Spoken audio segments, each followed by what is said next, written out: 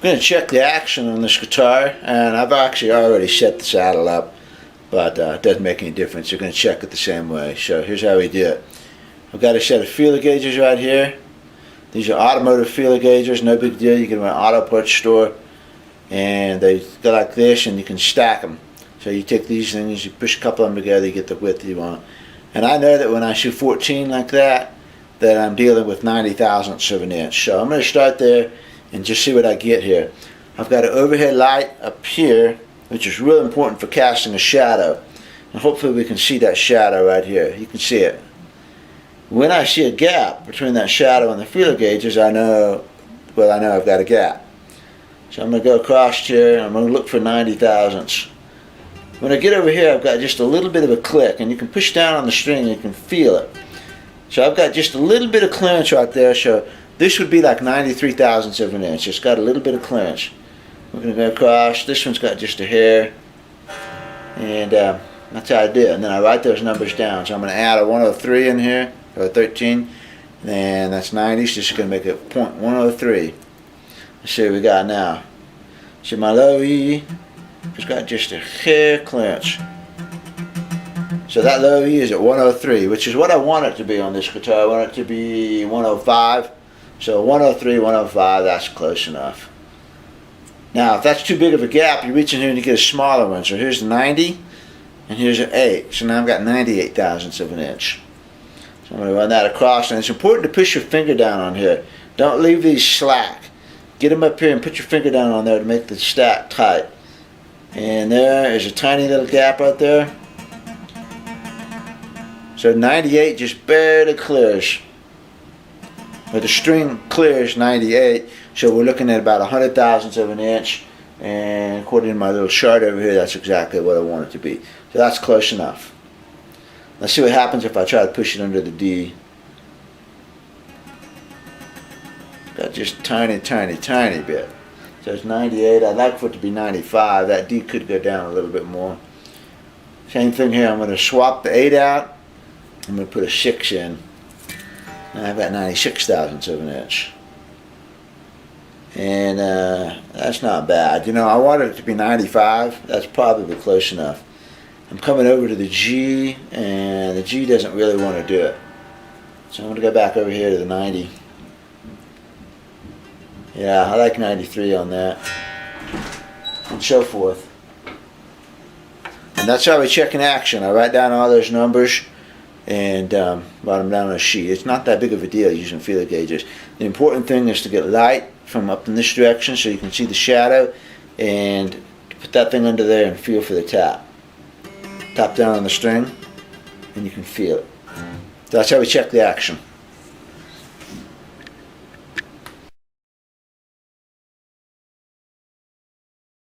Alright, let's measure the saddle now. And we're going to take a pair of calipers here, dial calipers, and they go in and out right here. So what you do is you give yourself plenty of room, and then you just push the caliper down on the saddle. Try to keep it straight, and then read the dial. In this case it's 130. Sometimes I'll check it again. It doesn't really matter what the measurement is, it just matters that you can be consistent about doing this. So I measure each one of them. 130. The saddle is pretty even across the top. It drops a little bit here on the treble side, but that's no big deal.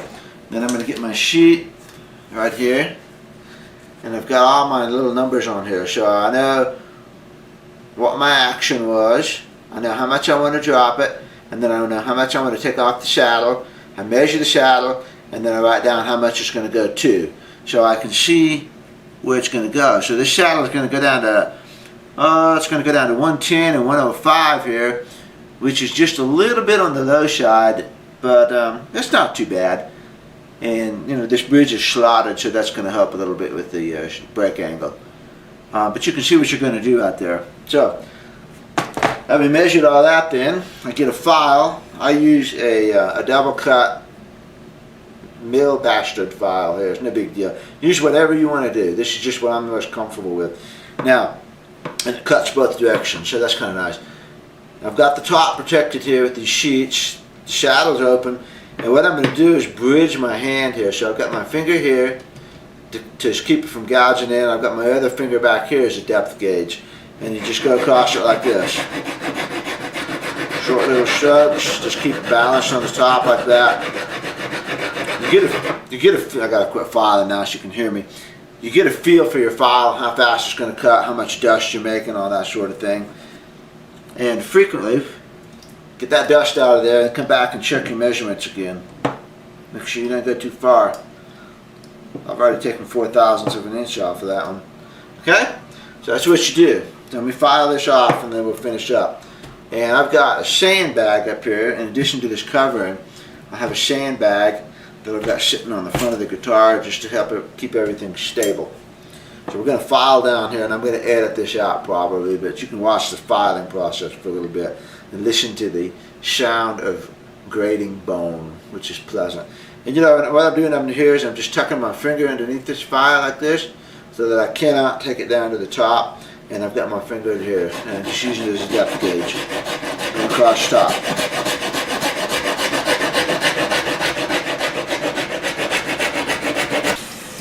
Check it out. Let's see what I'm supposed to get down to. 110, 105, 105. 120. 115. 110. Let's see, which string was that? The G? I forgot which string I did. So that's 105. I've got to get that down to 100. This is 110. That's good. And this one is 110. So the B and the E are done. Now, just to make sure that I don't take any more, I'm going to take my pencil and go ahead and mark these two strings like this, so I don't file any more off of them. Nice little, just a carpenter's pencil. Not a big deal.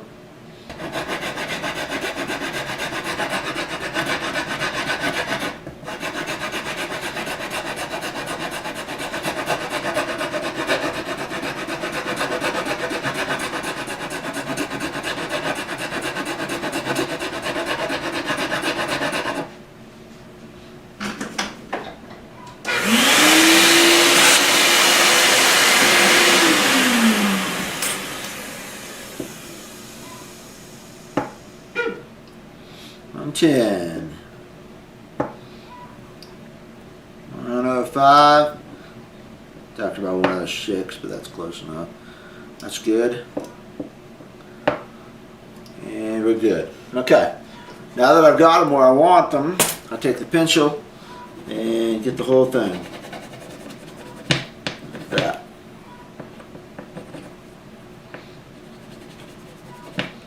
Mark the whole top of that thing.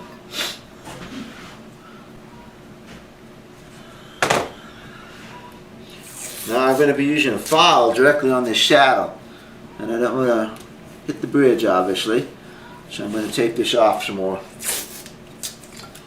You could have done this earlier, but then you'd be measuring the tape when you measure the saddle height, and I don't want to do that. So I'm just going to put some layers of tape here. Oh, you know what I forgot to do? I do this a lot. Where's my pencil? There it is. I want this to be a compensated saddle, and I need to mark where the B goes. So this is in between the B and the G. I'm going to put me a mark right there. There we go.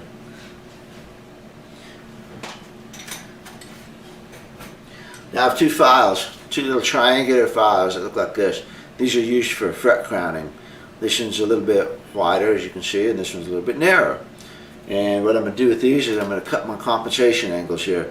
The B has to go all the way back. I'm having trouble seeing that pencil mark with the glare, so I'm going to try a magic marker here. Get a marker.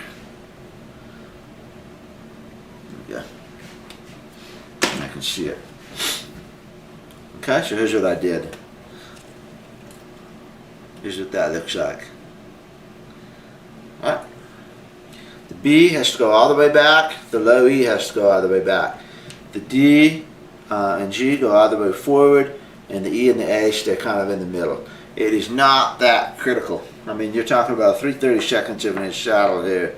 There's only so much you could do. You could round it all off and that would be perfectly fine. If you wanted to round it all off, I'd come back with this little razor blade again and use these like this and hold the razor at an angle so you don't dig in, and just scrape across the top like this, and you can round the edges that way. You can also round them with this file here. But and there's a trick I'm going to do here. So I'm going to take this like this, and I'm going to angle the bee back. And again, I'm using my finger down here to keep from hitting the top of the guitar.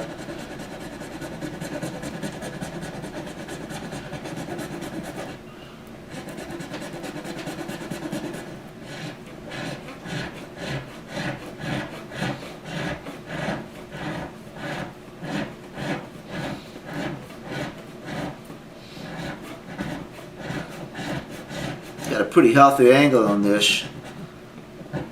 It's not like this, it's like this, because I want that saddle to fall off right in the front of the string.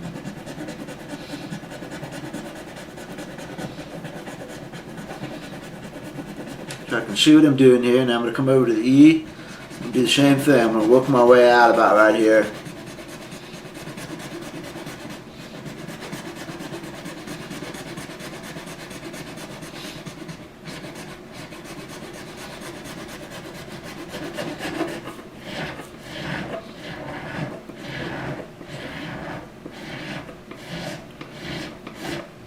Now, this is one place where a razor blade's handy too. You can bring your straight razor in like this, and you can come in like this, and you can shave that corner. You want to watch it though. These are, if you hit the front of the bridge with this, you're gonna scratch it. Just stick your finger down here and be careful. On the whole, I like the file better. It doesn't scratch. It's slower.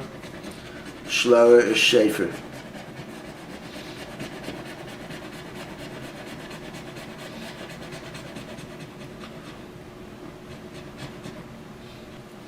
Okay, we're on this side of the guitar now. I'm going to work on the string side. And to do this, what I really try to do is keep a constant pencil line going down here. So in other words, I want that string to come up and have the same sort of pencil line the whole time. I don't want a big flat surface on the D and the G. I want it to still have a peak, I still have an arch. I just want that arch to move across the saddle the best I can, you know. Here you're likely to hit the top of the bridge if you use a long stroke. So keep your stroke short and just come in and sand that down.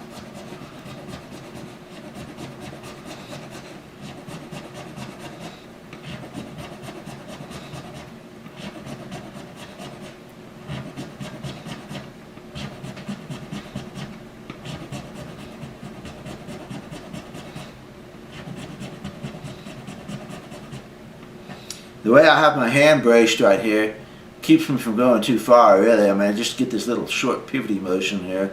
The pinky keeps it up at the right angle, and I can only go so far on this. And I put my finger down here so that I work that into it, like that. But so far it's been pretty safe. You got the tape on there, you know, to prevent against things like that. And just work that edge up. Back here and do the same thing.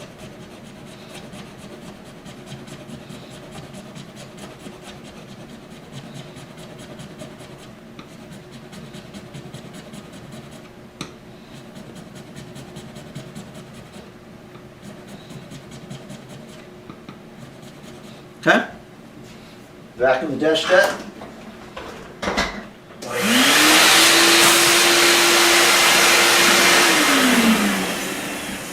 And you take a look at your pencil marks here and see if you need to trim up on anything. Got a little bit of a wide spot right there, and that could be pushed back a little bit more, but you know what? It's not that bad, and I'm going to come up here and just touch this up a little bit. Actually, I'm going to move this one forward just a little. Move this up.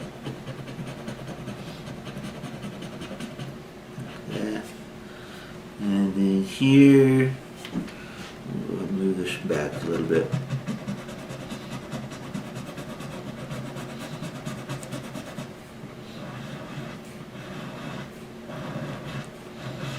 Okay.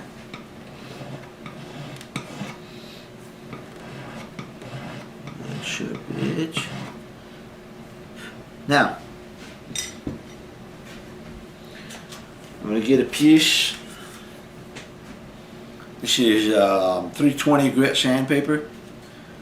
Wet and dry. You can use 400, whatever. And what I'm going to do is take those file marks off of there now. So I'm going to take this, I'm going to dip it in water. Dip it in water. Polish the top. Just using my finger here. Kind of round it off a little bit. I'm getting rid of the file marks is what I'm doing.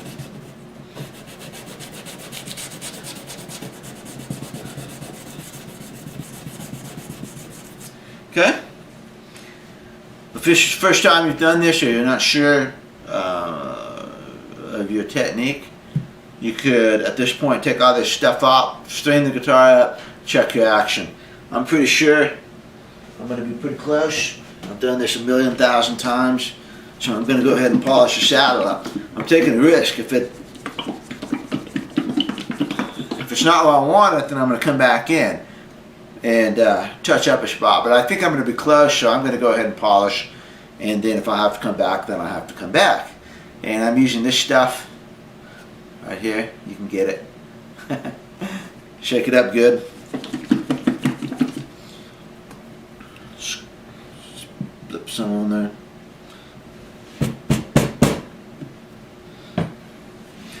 This little rag has been used so many times, it's loaded with this compound by now. And then just rub it.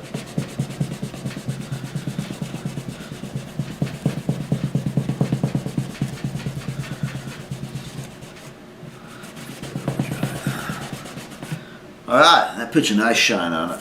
Take your tape off.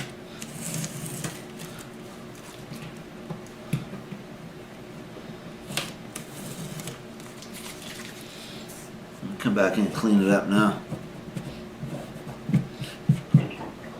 And take the guard off.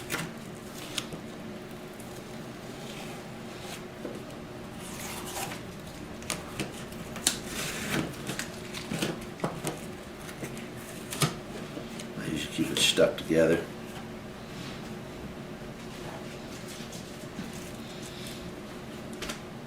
Come in with your rag now and clean this up a little bit.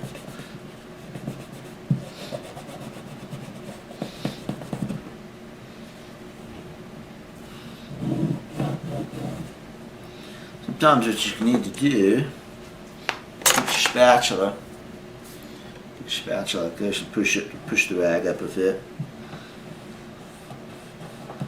Get it right up against that crevice. Like that.